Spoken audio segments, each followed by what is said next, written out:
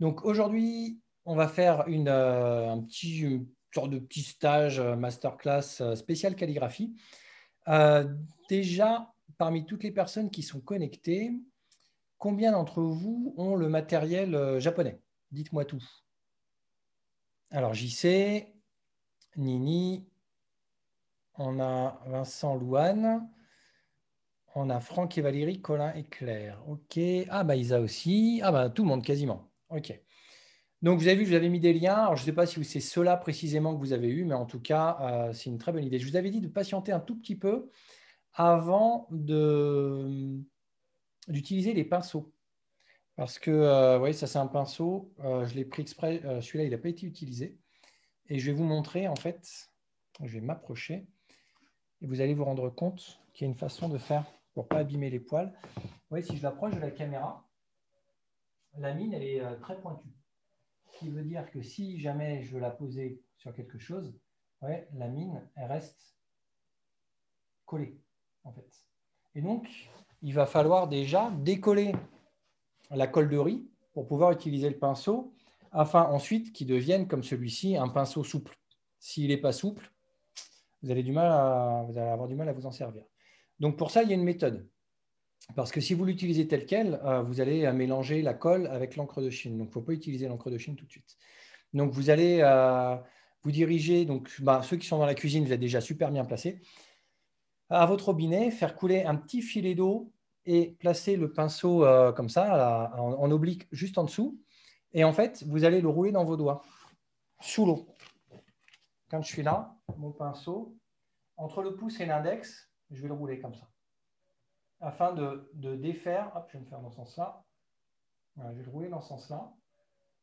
Et sous l'eau, petit à petit, la colle, elle va partir jusqu'à ce que les poils deviennent très souples. C'est la façon officielle d'utiliser un pinceau sans abîmer les poils. Vous avez, hop, ici, vous voyez, moi j'ai un papier buvard, comme ça, une sorte de petite serviette, un petit peu épaisse. Le buvard, c'est génial, c'est que ça absorbe vraiment bien l'eau. Donc, si vous n'avez pas un papier buvard, prenez un équivalent sur lequel vous allez poser ensuite votre papier. C'est super important. On ne met jamais le papier à même la table ou un support qui n'absorbe pas. Parce que le papier de riz, c'est un papier qui est très fin. Il va falloir que l'eau soit absorbée par quelque chose. Si l'eau n'est pas absorbée, elle va rester dans le papier va se déchirer. Et parmi vous, est-ce que quelqu'un a déjà suivi une petite initiation calligraphie? J'en avais fait une à Mourou. Quels sont ceux parmi vous? Ouais, Louane, tu étais venu.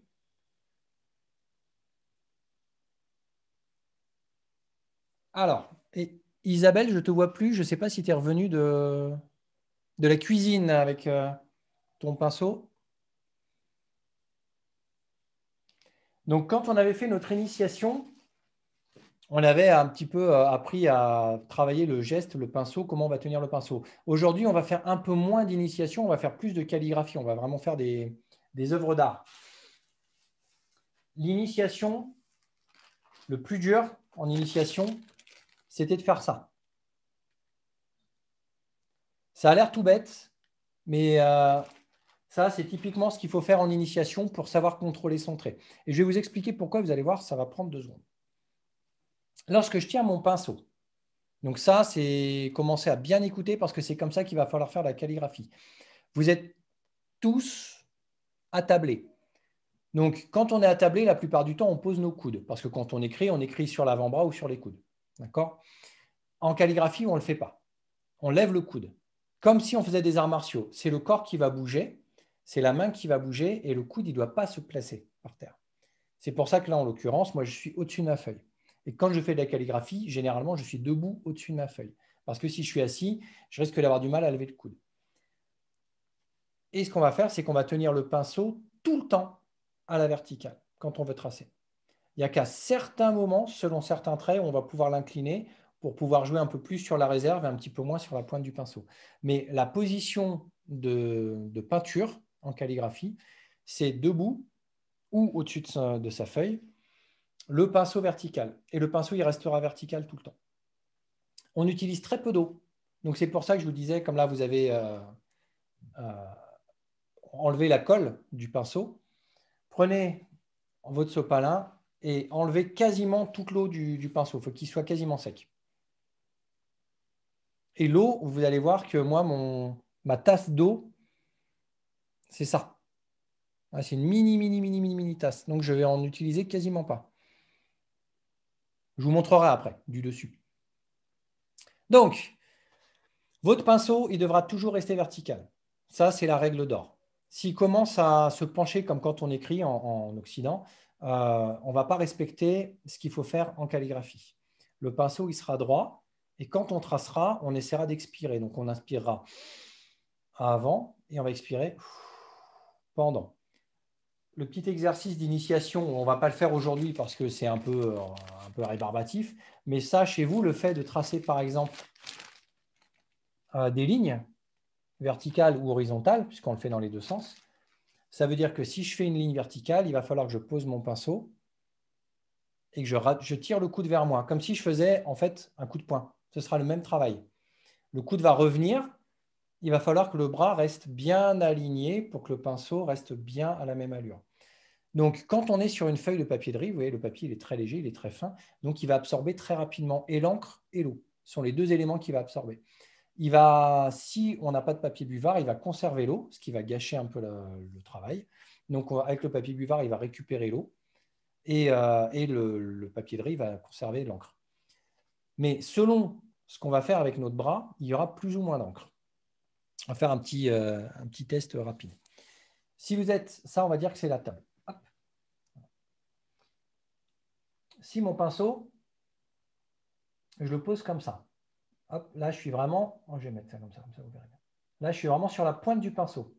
Si je trace sur la pointe du pinceau, je vais libérer l'encre qui est juste au niveau de la pointe. D'accord? Parce que mon pinceau va le remplir d'encre et il va y avoir une libération d'encre juste sur la pointe. Donc, automatiquement, je vais faire un trait plus fin.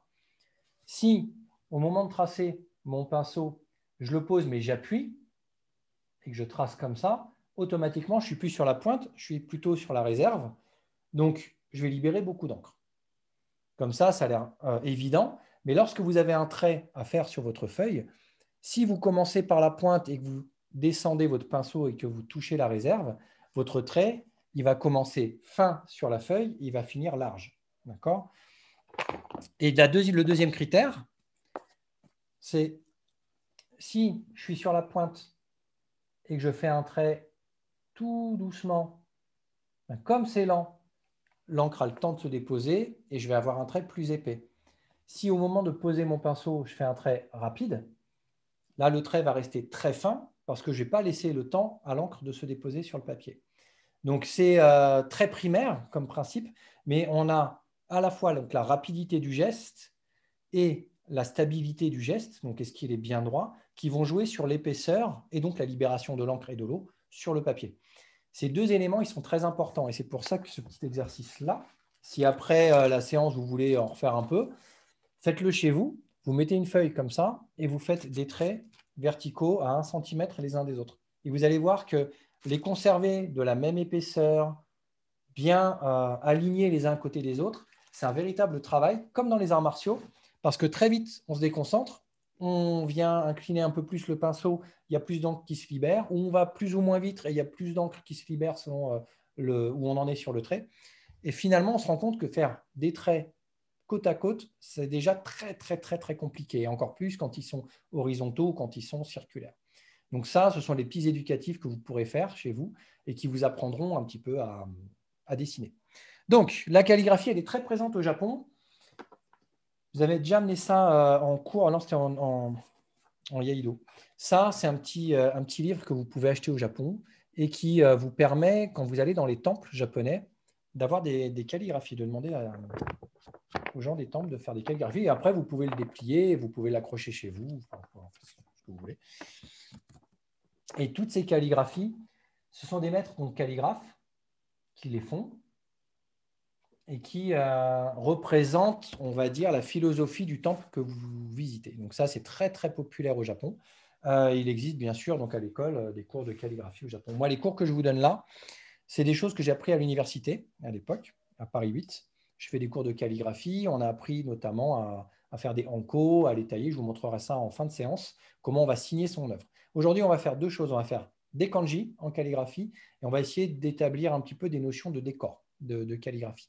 Donc, comment j'ai positionné mon espace de travail?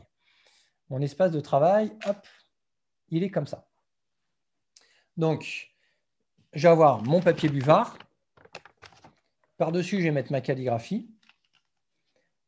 Ce petit support, ça va être pour mettre l'encre.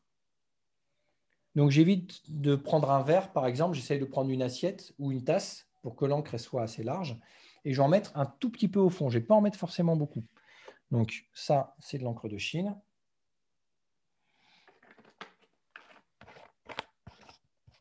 Donc, c'est un support en pierre, car normalement, l'encre de Chine, c'est un bâton rigide, comme ça. On met un tout petit peu d'eau dans la pierre et en fait, on vient frotter le bâton dans la pierre et ça va libérer un petit peu d'encre. Donc ici, c'est plus simple d'acheter directement de l'encre de Chine et de la mettre dedans. Donc ici, c'est ma petite tasse d'eau. Vous avez dit, elle est toute petite, hein. Je ne vous ai pas menti, je mets quasiment pas d'eau. Je peux avoir une deuxième tasse à côté pour histoire de nettoyer mes pinceaux si j'en ai besoin. Bon, là, j'ai plusieurs pinceaux, donc ça ne me posera pas de soucis. Et pour être sûr de ne pas en mettre partout, je vais les mettre hop, dans un petit support en plastique. Comme ça, au moins, si ça déborde, j'en mets pas partout. Donc, mes pinceaux et mon buvard. Le principe, c'est donc d'avoir une feuille de papier de riz. Et dès qu'on va tracer dessus, l'eau va être absorbée par le buvard. Et vous allez comprendre à quel point un papier de riz, c'est fragile. Donc, il existe plusieurs papiers de riz. Là, je vous en ai amené deux. Il y en a un qui est très blanc, qui sera pour, on va dire, les travaux un petit peu plus sophistiqués. Et il y a du papier jaune qui vaut vraiment pas cher. Ce sont des grandes feuilles jaunes. Et vous pouvez vous en équiper très facilement à quelques euros. Il n'est pas beau, hein. Ce n'est pas fait pour être conservé. Par contre, c'est un petit papier qui est idéal pour l'étude. Vous pouvez avoir aussi des petites feuilles ici qui sont de cette taille-là. Elles ne sont vraiment pas grandes, mais elles permettent de s'entraîner aussi. Ou ce genre de choses, ce sont vraiment des… Là, pour certains, c'est ce que vous avez acheté. Vous avez 30, 40 ou 50 feuilles là-dedans. Vous avez un petit plastique. Et c'est pareil, c'est plutôt des feuilles d'études. Si vous voulez conserver vos œuvres, il va falloir vous tourner vers un papier qui est un petit peu plus épais. Hop. Et donc, il y a une règle d'or quand on commence à faire de la calligraphie, je vous montre, c'est que là, j'ai une feuille de riz. Je la pose dessus. Et si jamais je veux travailler que sur une partie, si jamais je ne veux pas travailler sur tout, je peux la couper. Mais on ne la coupe pas avec des ciseaux, notre feuille de riz. Au Japon, on ne coupe jamais les choses avec des ciseaux. Donc, je vais prendre hop, un petit pinceau à côté. Je vais y mettre de l'eau. Voilà. Je le remplis d'eau. Et quand on coupe une feuille de papier, donc je mets mon pinceau à la verticale. Je vais positionner hop, mon pinceau et je vais tracer un trait vertical avec l'eau. Uniquement avec de l'eau. Et vous allez comprendre pourquoi la justesse du trait est hyper importante. Là, on le voit bien, hein, j'ai juste fait un trait avec de l'eau. Si je prends ma feuille, donc à ce niveau-là, si je tire, vous voyez, je ne la déchire pas, hein. C'est-à-dire que là, je l'aurais déchiré et vous l'entendez. Ce n'est pas ce qui s'est passé, c'est vraiment l'eau qui a imbibé le papier et le papier s'est écarté de lui-même. D'accord ? J'ai besoin de faire aucun effort. Quand vous coupez une feuille, juste avec l'eau, le papier va s'écarter. Donc, quand vous allez faire des kanji, si votre papier buvard n'absorbe pas, si vous traînez trop sur vos traits, et pire, si vous repassez sur un trait que vous avez déjà fait, le papier va absorber comme ce qu'il vient de faire, et il va se déchirer et de la même façon. Donc, c'est redoutable. Si jamais vous repassez et vous mettez trop d'eau, le papier il est foutu. Donc, votre calligraphie, elle est foutue. Il va falloir donc pas mettre trop d'eau pour commencer. Vous allez voir que l'eau de l'encre, ça suffit déjà à déchirer le papier. On va commencer à faire un kanji très simple en 4 parties, qui est celui-ci. C'est le kanji du feu. On a 4 zones. On a 2 petits traits, un qui a l'air de remonter, un qui a l'air de descendre. On a un grand trait qui descend vers la gauche et on a un trait un peu plus bas qui descend vers la droite. Donc, à chaque fois qu'on a des kanji, on va les faire dans l'ordre. Il y a un ordre défini pour faire les traits. Donc ça, c'est vraiment un petit éducatif pour que vous puissiez prendre connaissance avec et votre matériel et le papier. Le premier petit trait, qui est le trait de gauche, il ne monte pas, il descend. C'est-à-dire qu'on va planter la pointe du pinceau et on va le descendre en appuyant un peu afin que le réservoir touche légèrement la feuille, ce qui va permettre de libérer plus d'encre en allant vers le bas. Le deuxième trait que l'on va faire, c'est celui-ci. On va, pareil, planter la pointe du pinceau. On va appuyer plus fort à l'endroit où on va planter la pointe. On va la relever en traçant afin d'empêcher la libération de l'encre au moment où on trace. C'est très technique, mine de rien. Ensuite, on aura le troisième trait qui sera l'équivalent du deuxième, si ce n'est qu'il va être très long. On va planter et on va appuyer un peu sur son pinceau pour libérer de l'encre et on va relever en descendant. Et le quatrième, ce sera l'inverse. On va planter un petit peu et on va tracer en allant vers le bas, en libérant un petit peu plus d'encre aussi. Donc, je prends mon pinceau bien à la verticale, le plus possible. Je vais me pencher, je peux tenir ma feuille si je veux à côté, et je vais venir ici faire un premier trait, ici.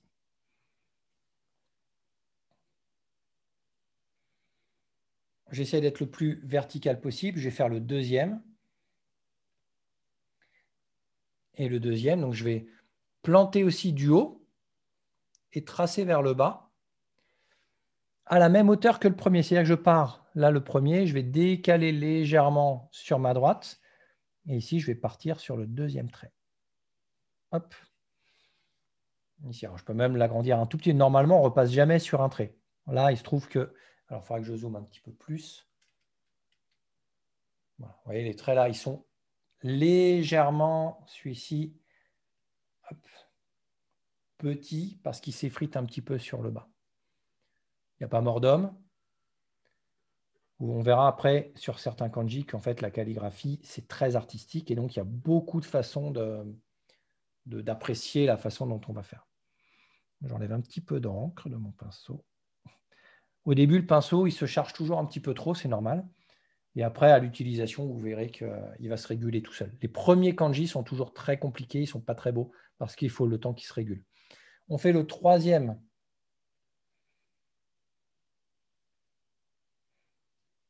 On va partir légèrement plus haut. D'accord? Mes traits ils sont là. Je vais commencer là-haut, vraiment. Et je vais descendre beaucoup plus bas. Et je vais essayer de faire un petit arc de cercle.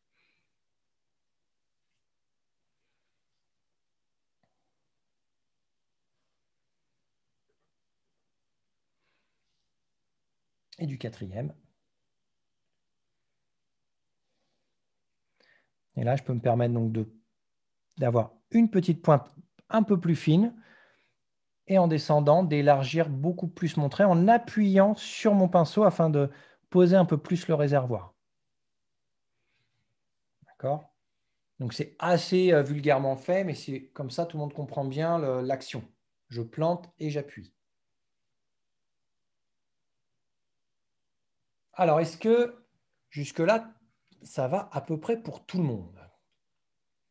N'hésitez pas à me montrer un petit peu ce que vous faites. Comme ça, on peut rebondir dessus. Ouais. Valérie aussi. JC, n'hésite pas. OK. OK, bon, oui, le plus dur au début. Alors, JC et Joe, vous avez, je pense, peut-être des tout petits soucis sur les proportions.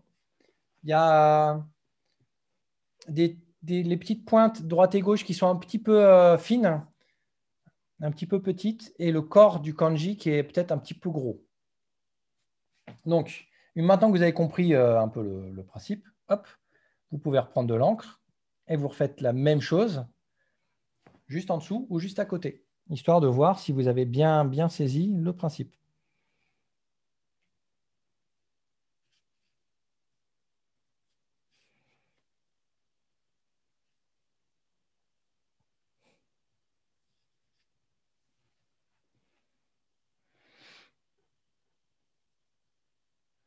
Alors, on va travailler le kanji ici, qui est le kanji moderne de ki, de l'énergie. Vous savez, c'est le logo du club, le dragon rouge.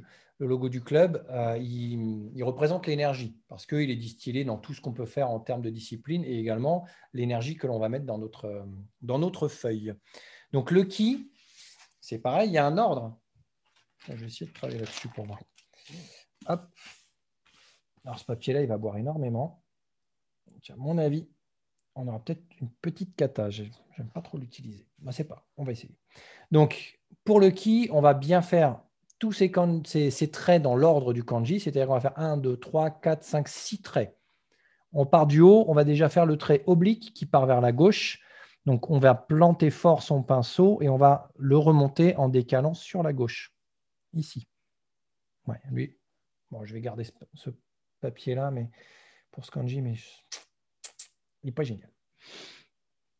Ensuite, on va réaliser le deuxième trait. Alors, il y a plusieurs façons d'écrire. Vous voyez là, je vous ai mis une façon d'écrire ki. Mais si vous regardez, ici, c'est une deuxième façon d'écrire ki. Ici, c'est une troisième façon d'écrire ki. La faculté de la calligraphie, c'est que c'est très artistique. Donc, il y a une façon de délayer ces traits et qui est souvent très intéressante parce qu'on a un côté comme ça, circulation de l'énergie. Donc, on trace son premier kanji vers la gauche. On plante pour faire le deuxième. Hop. Le troisième plus petit en dessous. Le quatrième, il part, vous voyez, de quasiment tout le dernier point à gauche jusqu'au dernier point à droite. Et le quatrième, je vais le faire vraiment en un seul temps. C'est-à-dire que je vais tracer la diagonale et je vais descendre et remonter. C'est ça, le quatrième trait. Il est très long. Donc, je pars de la gauche vers la droite. Je descends et je remonte.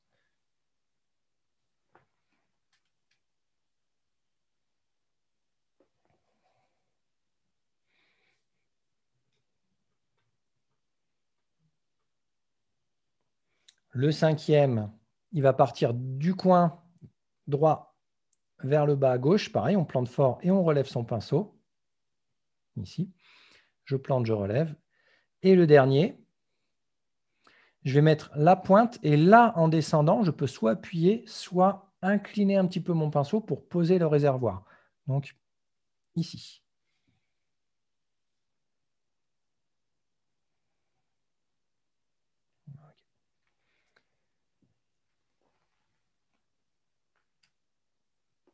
C'est pareil, une fois que vous avez compris l'ordre des éléments, vous pouvez vous amuser à recommencer. Essayez de m'en faire un qui soit pas mal et vous allez me montrer. Ça, c'est l'ancienne version de Ki. C'est celui qu'on a au dojo. C'est la version, on va dire aujourd'hui, obsolète. Aujourd'hui, ça s'écrit de cette façon-là, de manière moderne.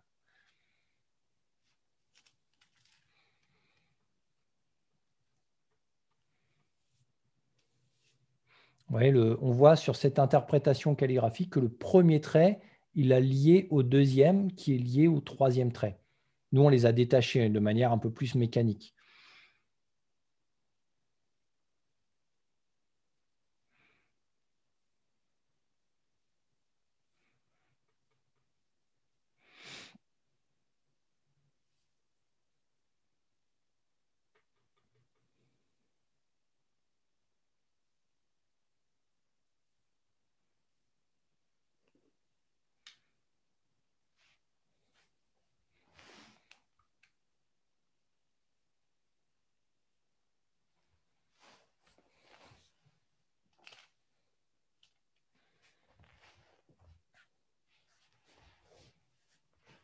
Alors, montrez-moi un petit peu où vous en êtes.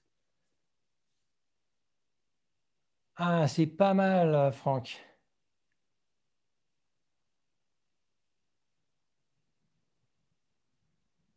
C'est pas mal, c'est bien, Valérie. Vous avez, alors, en clair, c'est pareil, il y a un petit souci de proportion. Le ki que je vois à l'écran, il est un peu plus haut que large.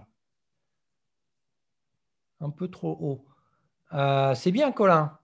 C'est un très bon début. Vincent, Louane, Vincent, tu l'as fait en très grand et ça manque un peu d'épaisseur de pinceau. pour le coup. Et si jamais tu as un pinceau qui est plus gros, n'hésite pas. Ouais, Louane, c'est bien. Ouais, non, c'est bien. Alors, les loustiques, c'est pas mal. JC et Joe. Ah là, voilà, Joe, c'est mieux côté proportion. JC, on est plus dans l'artistique que dans la proportion, mais c'est pas mal. Les loustiques, c'est top, c'est très bien. Et Isa.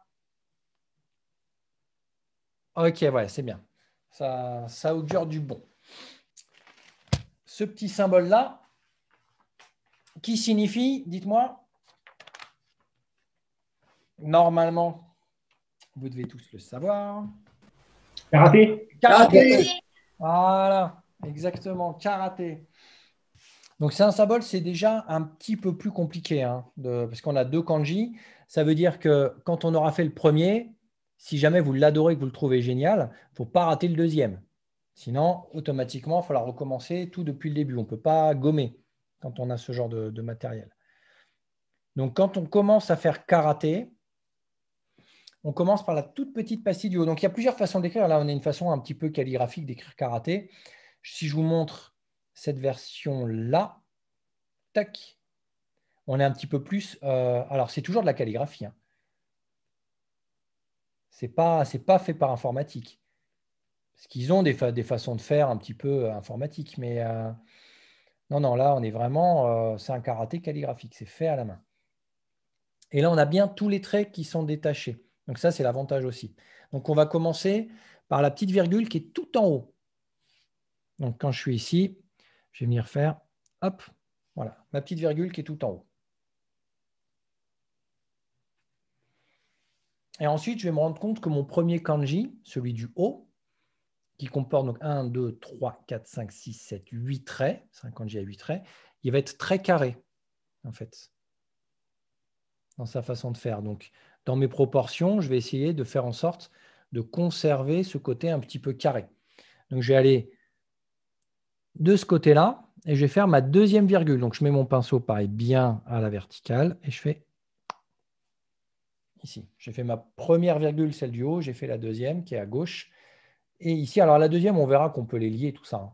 Il y a beaucoup de calligraphes qui lient un petit peu toutes les virgules dans un seul et immense trait. On avait vu aussi, lorsque l'on faisait notre petite initiation, qu'il y a une façon de faire les traits au Japon. Quand on fait vraiment de la calligraphie, on va donner une épaisseur au début, on va relever, on va redonner une épaisseur à la fin du trait. Ça va donner de la vie un petit peu à son trait. Là, on est sur une calligraphie qui est très droite. Donc, que vous fassiez du droit ou un petit peu plus de vie, ce n'est pas très important. Je vais planter mon pinceau bien à gauche.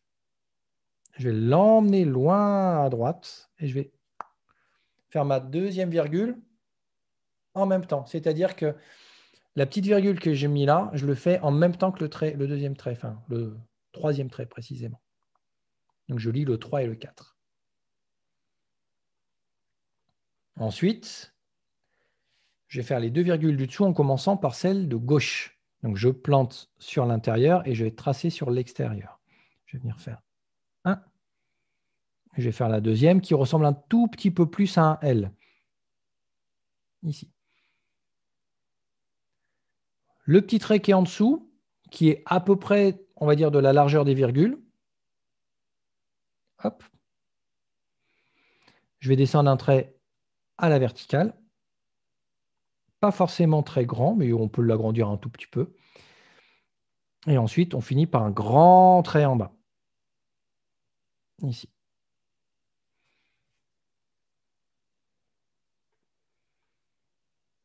Alors après, il y a moyen de trichouiller un petit peu pour essayer de rattraper quelques bêtises. Et ensuite, on passe au deuxième kanji. Donc, on commence par la petite virgule du haut. Pareil. 1. Et ensuite, on fait les deux virgules, enfin les deux traits horizontaux. Celui du dessus, celui qui est juste en dessous, qui est un tout petit peu plus long. Et on finit avec ce trait vertical qui va descendre et qui va remonter vers la gauche.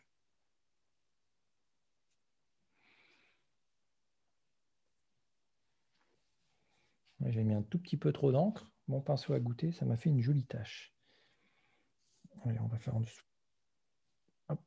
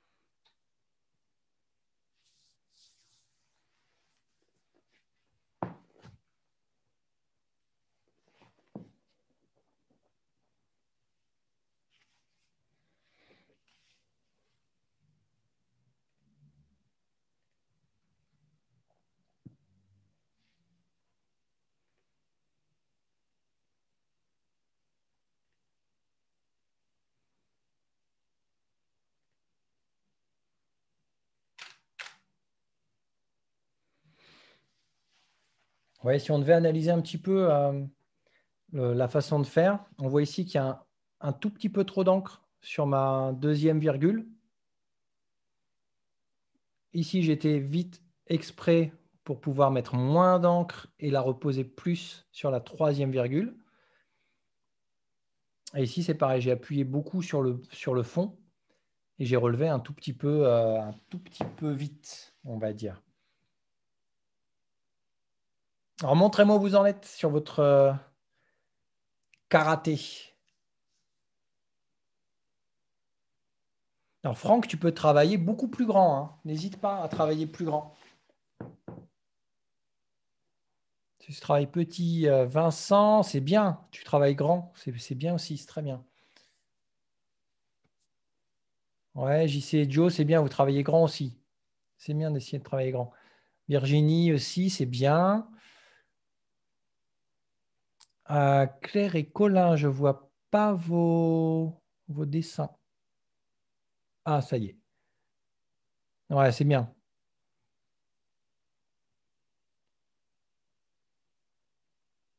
Ouais, très bien.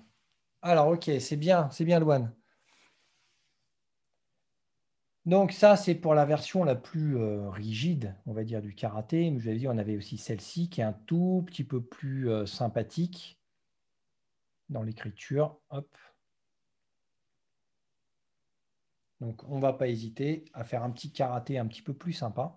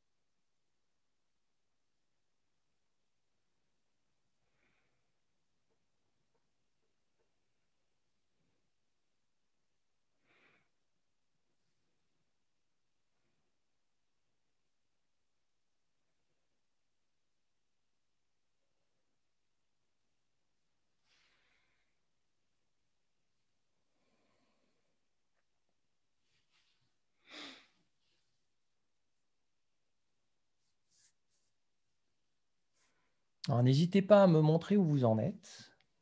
Et on va passer au dernier kanji.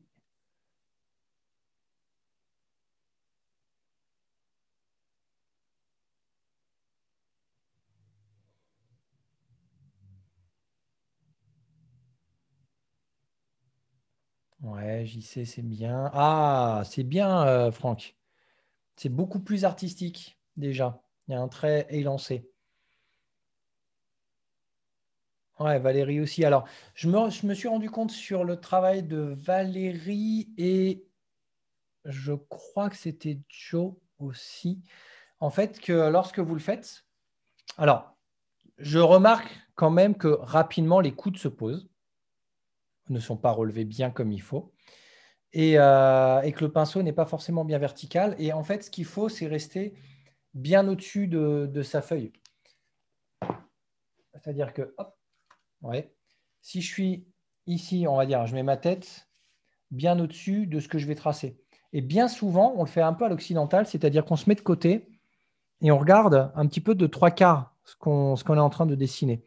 Et le problème de regarder de trois quarts, c'est ensuite quand on remet sa feuille droite, on se rend compte que son dessin, il part un petit peu en biais. Et parce qu'on n'a pas cette vision du dessus. Et ce qu'il faut réussir à faire en calligraphie, c'est comme le plan de caméra que vous avez là, c'est-à-dire avoir le regard au niveau du plan de caméra, du dessus, et de tracer par au-dessus, donc avec le pinceau le plus vertical possible. On ne se met ni en retrait, c'est-à-dire que moi je ne reste pas où je suis actuellement pour peindre, je suis obligé de m'avancer, et je ne me mets pas de côté non plus. Si je me mets de côté, au moment de redresser ma feuille, oui, on va regarder la différence. Le premier, je me suis mis un peu trop de côté, je n'étais pas bien vertical. Et vous voyez, celui-ci, il part un petit peu, on va dire, en biais comme ça. C'est parce que je n'étais pas bien au-dessus. Celui-ci, j'étais bien au-dessus. Donc, automatiquement, ça change complètement le dessin.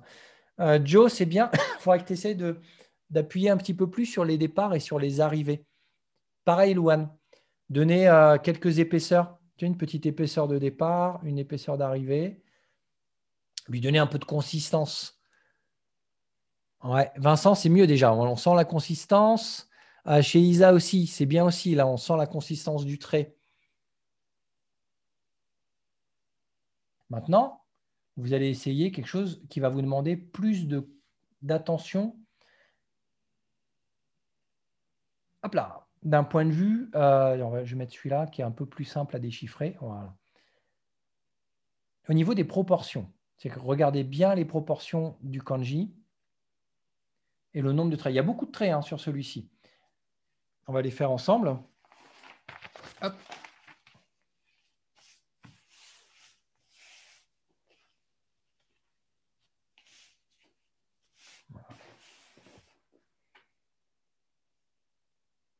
Vous voyez, pour l'instant, j'ai toujours pas utilisé d'eau sur les pinceaux. Éventuellement, je vais mettre un petit peu de sopalin à côté pour absorber ce qui est en trop au niveau de l'encre. Donc, on a un très grand trait, ce sera le premier, suivi de 3 petits traits. C'est les 2 premiers des petits traits, c'est une dépose de pinceau, c'est-à-dire que je pose la pointe et là, pour le coup, j'incline un petit peu mon pinceau sur le côté pour libérer l'encre qui est dans le réservoir. Et le troisième, il ressemble beaucoup à ce qu'on a déjà fait. Donc, le premier, on va venir faire sa petite virgule qui part donc de la droite vers la gauche. Je pose à droite, j'appuie un petit peu et je pars à gauche. D'accord ? Je peux même l'agrandir un peu. Là, ils l'ont fait un petit peu plus grand. Voilà. Je l'agrandis un petit peu. En dessous, je vais venir faire donc, mes 3 petites virgules. 1, 2 et 3.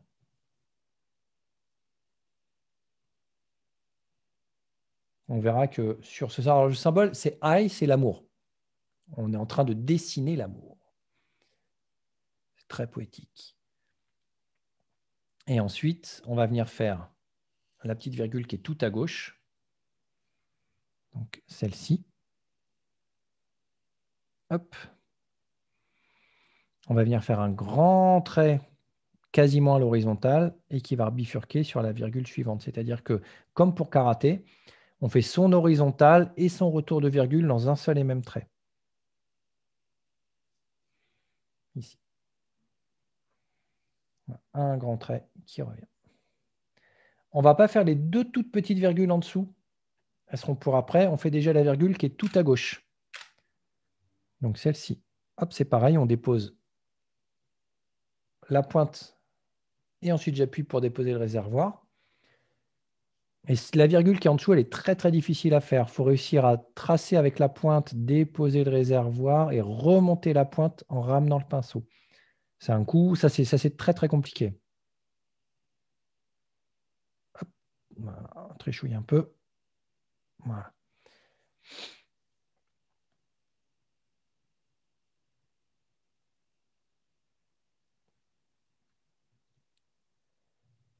Et ensuite seulement, on fait ces 2 petites virgules, un peu les mêmes que celles qu'on a fait au-dessus.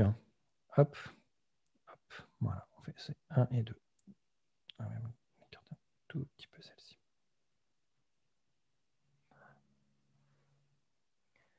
Et on finit la partie basse du kanji.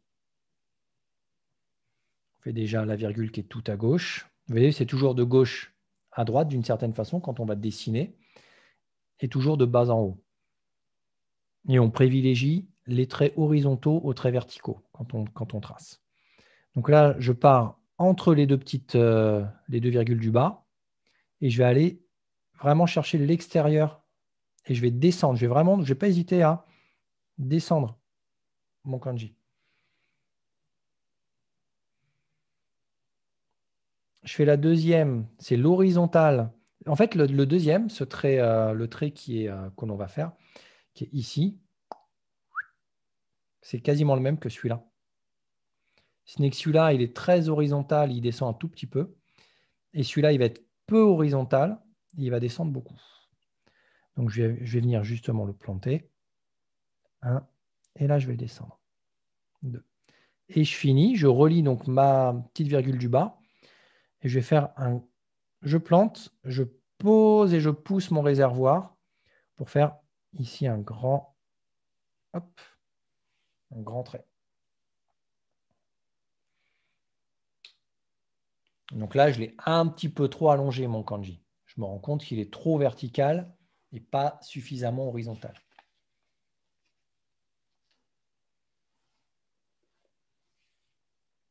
Montrez-moi un petit peu.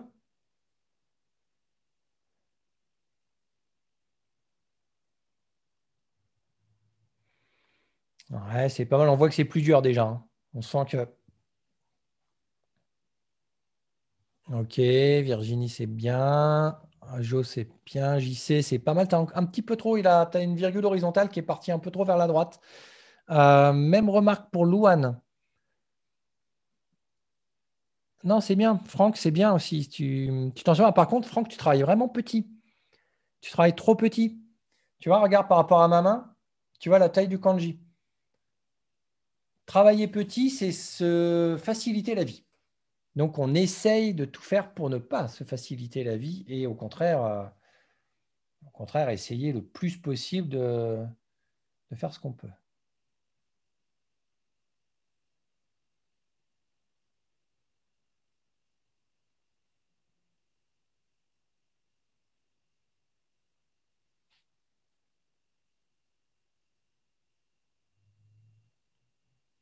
Allez, je vous mets celui-ci.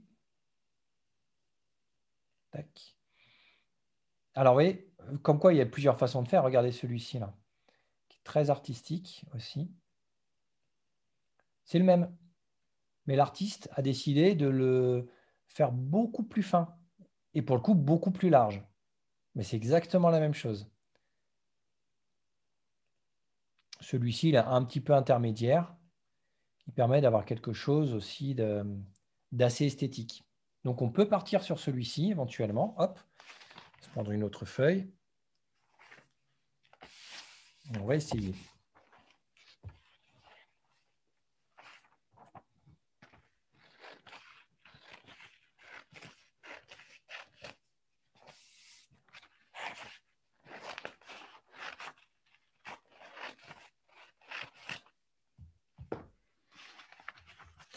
Et une fois que vous avez, on va dire, compris un petit peu le truc, n'hésitez pas à vraiment prendre une grande feuille et essayer d'en faire un au propre, un en grand sur une feuille. Le but de la calligraphie, c'est de se tester aussi de cette façon-là, c'est de se dire, OK, j'ai bien réussi mes premiers tests. Maintenant, on va vraiment essayer de faire quelque chose d'encore plus ambitieux. Je vais essayer d'en faire un au propre, donc de ne me tromper sur aucun des traits. Et pour le coup, le symbole de l'amour a vraiment, vraiment beaucoup de traits. Je vais essayer de le faire bien au centre.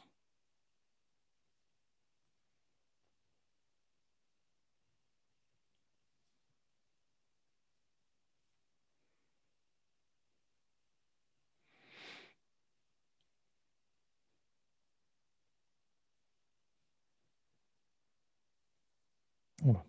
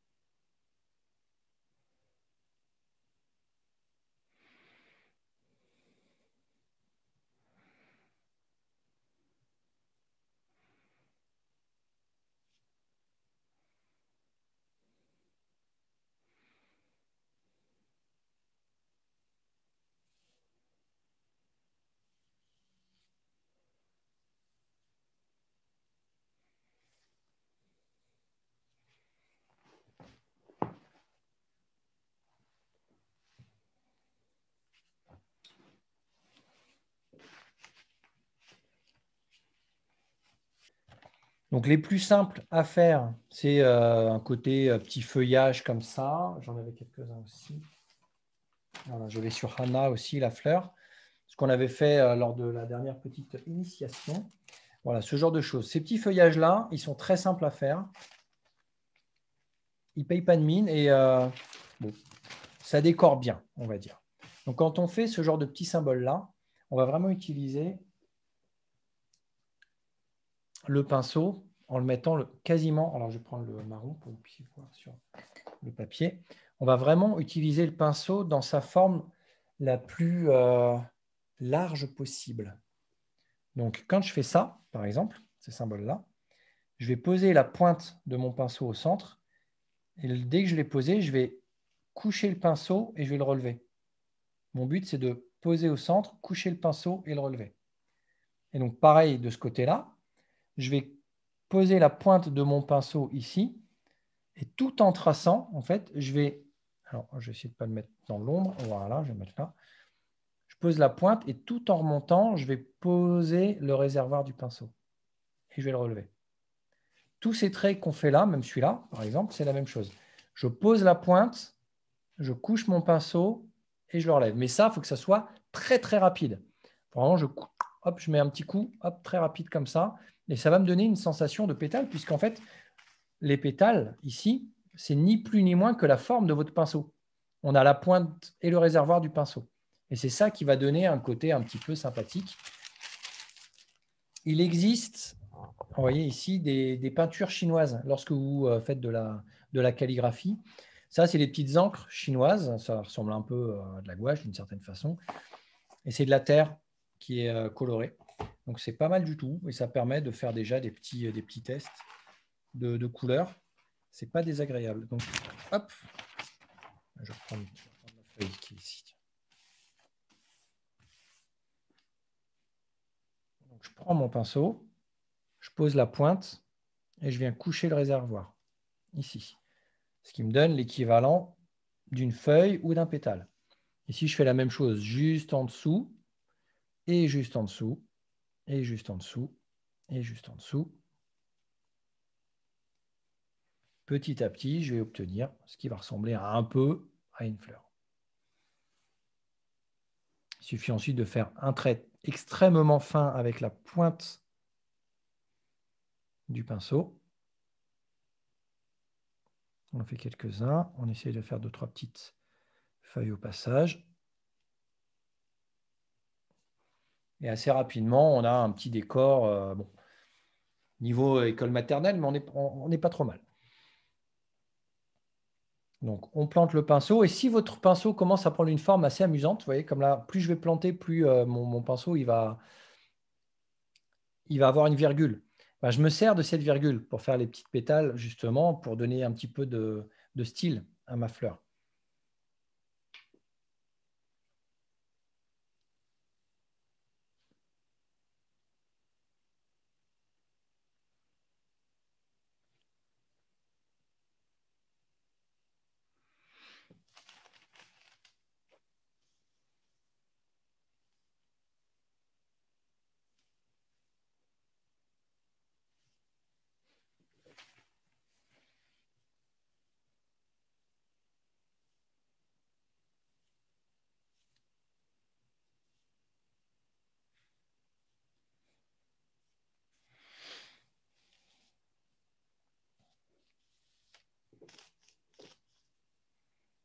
Oui, même en travaillant assez vulgairement, juste avec la pointe du pinceau et le corps du pinceau, quand je viens coucher complètement mon pinceau, j'arrive à faire des effets qui ne sont pas forcément...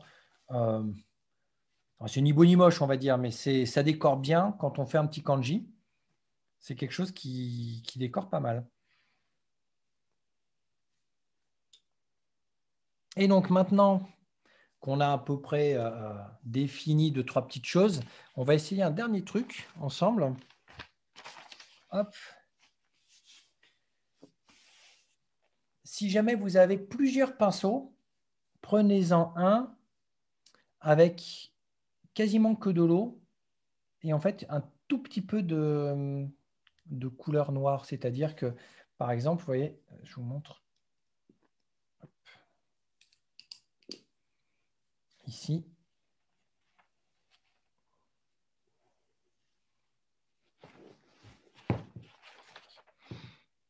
Voilà. Ici, c'est mon petit pot avec mon eau. J'ai mis quasiment que de l'eau. Voilà. Mais mon eau, elle n'est pas très propre. Donc, ça me suffit. Là, j'ai de l'eau qui n'est pas très propre. C'est pareil, ça me suffit. Je ne vais pas chercher de l'encre. L'encre, elle va même si je mets une goutte d'encre, tout mon pinceau va faire noir. Ce sera du noir avec beaucoup d'eau, mais ce sera du noir. C'est le principe de l'encre de Chine. Donc, si j'ai un pinceau, alors vous pouvez le faire avec votre pinceau vous allez bien le rincer, puis vous pouvez le faire de cette façon-là. Ça va me donner un pinceau qui va faire du gris. Un gris clair, par exemple. Ce qui sera suffisant pour faire une technique qu'on appelle le sumie, qui est une technique où on va utiliser beaucoup d'eau, très peu d'encre, et qui va permettre de faire des petites volutes, par exemple. Hop, je vais aller chercher ce genre de choses. Je vais remonter un peu. Voilà. Et je peux même, hop, refaire des petits embranchements.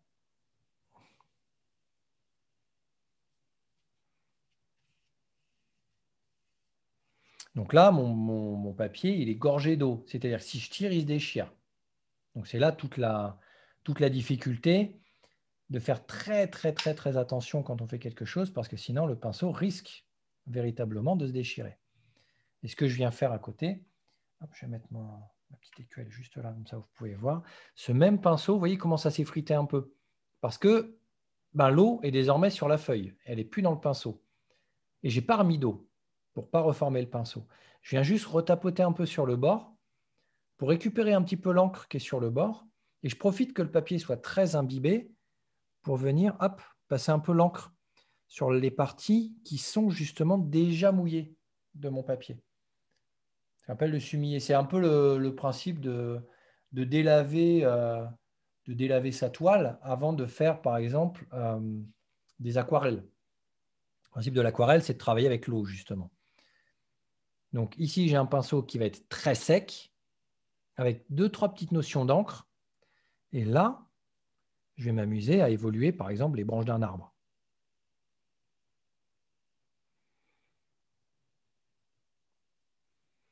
On est déjà dans quelque chose d'un petit peu plus compliqué, puisqu'on va naviguer entre quelque chose de très concret avec une encre qui va nous définir une matière et un côté de l'eau qui va nous définir des zones. Et on peut travailler comme ça à la fois la zone et la matière.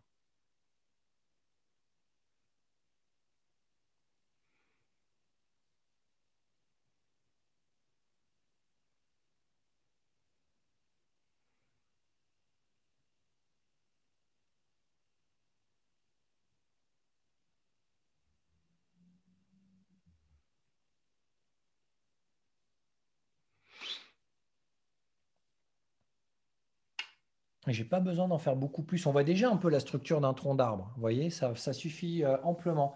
Beaucoup d'eau, très peu d'encre, et ensuite, plus d'eau du tout, un pinceau très sec où je vais remettre un petit peu d'encre. Je fais les deux extrêmes.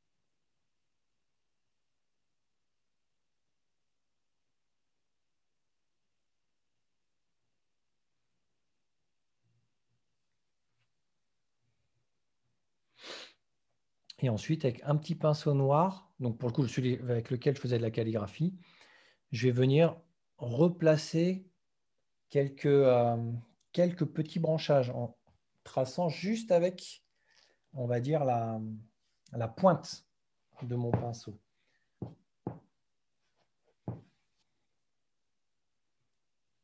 Alors, une fois que vous avez fait votre structure, ce que vous allez faire, donc si vous avez plusieurs pinceaux, n'hésitez pas à utiliser plusieurs pinceaux.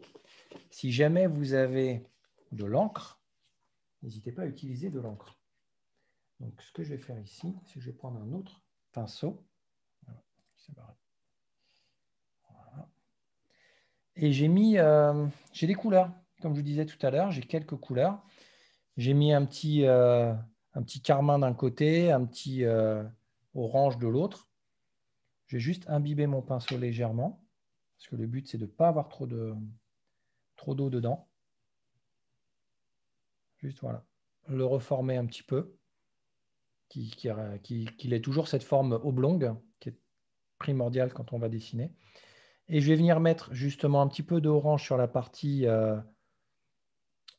on va dire, base. Alors, hop, je vais faire ça, je vais mettre un tout petit peu plus d'eau le temps que l'orange prenne sur la structure. Voilà. Et sur la pointe uniquement, je vais mettre la partie la plus rose-rouge.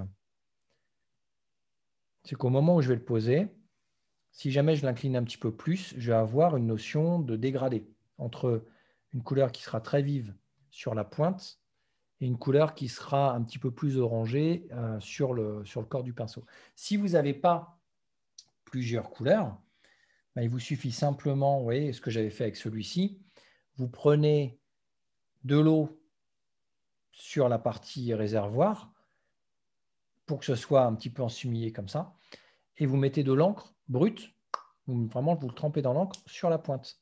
Comme ça, au moment de le poser, il y aura un côté de diffusion entre l'eau et la pointe. Donc, on aura vraiment une différence de chromie, on va dire, même si on est en noir et blanc. Et à partir de là, sur les petits branchages que vous avez créés, vous pouvez vous amuser à faire des petites touches. Hop, petite touche. Voilà, je n'ai pas mis suffisamment d'eau pour le coup.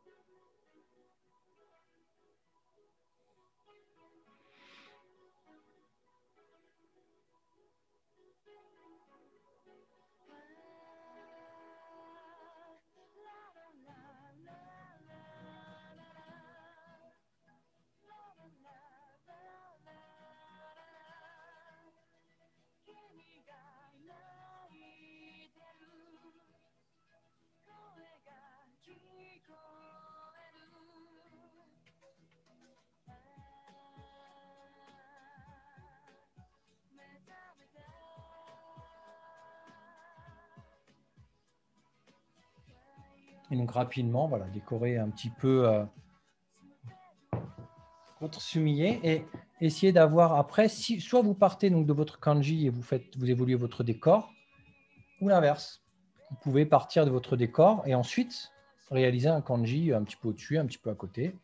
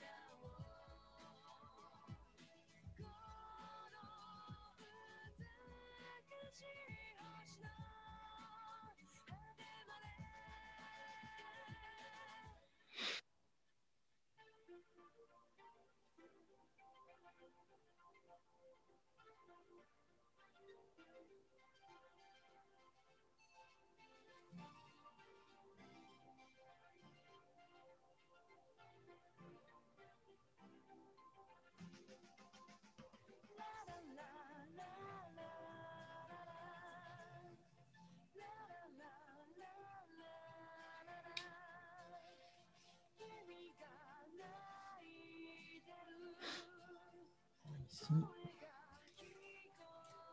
Ensuite, vous pouvez vous éclater à refaire, si possible, des bases. Parce qu'il n'y a que ça de vrai. Hein. C'est de l'uchikomi. Hein. On fait des arts martiaux, on fait des bases pour que le trait soit le plus droit possible, le plus propre, le plus fin, le plus contrôlé. Et une fois qu'on l'a contrôlé le mieux possible, bah, on va essayer de l'intégrer dans un projet, dans un travail. Et ce travail-là, c'est comme les kions. Hein. On fait de l'uchikomi. Une fois qu'on a son mouvement, on va essayer de l'intégrer dans un bloc qui va avoir un sens. Donc là, c'est pareil. C'est plein de traits qu'on va essayer de maîtriser, qu'on va essayer d'intégrer dans un bloc qui a un sens. Une fois que vous avez fait votre travail, vous pouvez y apposer votre anko. Un anko, c'est un seau japonais qu'on va appliquer dessus. Donc moi, ici, j'en ai un. Hop. Donc j'ai un anko ici que je vous montre, qui est celui-ci. Alors, je vais essayer de... Ah oui, c'est qu'il faut que je fasse ça. Voilà.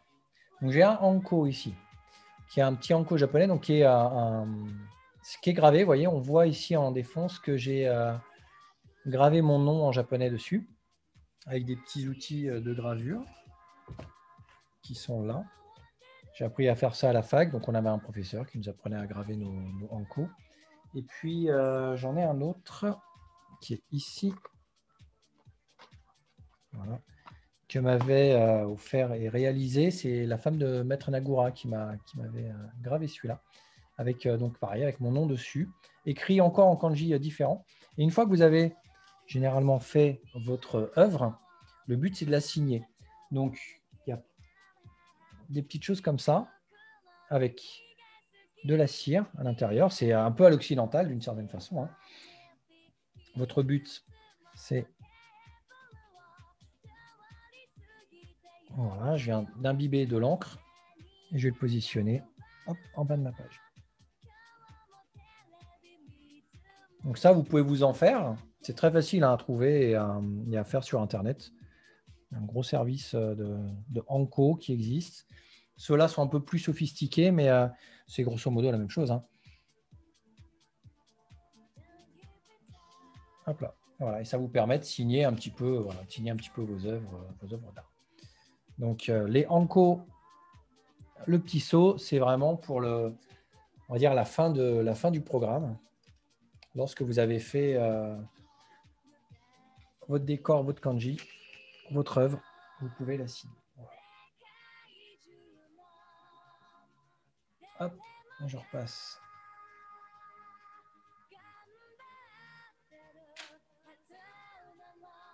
Hop là. Ok. Alors, remontrez-moi un petit peu où vous en étiez. Virginie, je t'ai pas vu, tu étais partie. J'aimerais bien voir où tu en es. Ah ouais, si, j'aimerais que tu si. Ah ouais. Allez. Ah ouais, non, mais. Allez, assume. Non, c'est pas mal. Franchement, ça va, quoi. J'ai vu pire. Ouais, c'est bien. Et c'est marrant, c'est quand on se rend compte. Alors, très honnêtement, je ne suis pas un expert en calligraphie, loin de là. J'en ai fait un peu à l'université. J'en fais de temps en temps parce que ça m'amuse et que ça me détend et que ça me libère un peu l'esprit. Mais je ne suis pas hyper doué. Mais ce qui est marrant, c'est de se rendre compte que quand on arrête d'en faire, on perd simplement la capacité du corps à retenir les mouvements. C'est hyper similaire au karaté. Ce n'est pas étonnant que des grands samouraïs étaient aussi les grands calligraphes. Parce que l'art de maîtriser son corps, on la retrouve vraiment, c'est la même chose que maîtriser son pinceau. Maîtriser un sabre, c'est maîtriser un pinceau. Et la capacité qu'on peut avoir en Iaido à essayer de maîtriser son sabre par le contrôle du corps, par la respiration, la tranquillité, on l'a exactement en calligraphie. C'est précisément la même chose. Si on est un peu nerveux, si on cherche le résultat, on n'y arrivera pas. Si on cherche plutôt la tranquillité et la fluidité, on a des chances d'obtenir un peu plus ce qu'on souhaiterait au final. Mais c'est très contradictoire avec la notion de faire. Pour faire, il faut avoir l'intention, mais pas forcément l'intention musculaire. Voilà. Donc la calligraphie, c'est un petit peu ça. Et puis, en faisant régulièrement, au bout d'un moment, voilà, vous avez un peu plus la dextérité. Donc ceux qui ont le matos, n'hésitez pas à en faire de temps en temps. Parce que déjà, ça calme. C'est super zen parce que vous êtes obligé d'être calme pour réussir à votre résultat. Si vous n'arrivez pas à faire des kanji, c'est que vous êtes trop dissipé dans votre esprit. Donc, vous êtes obligé de faire un moment calme. C'est presque un moment méditatif.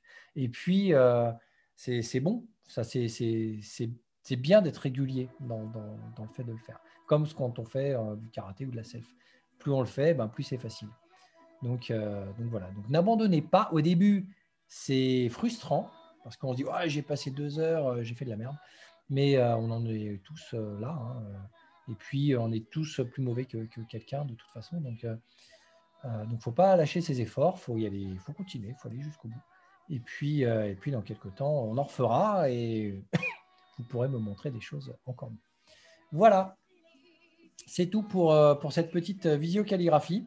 Merci à tous, en tout cas, de l'avoir suivi. Je vais vous réactiver.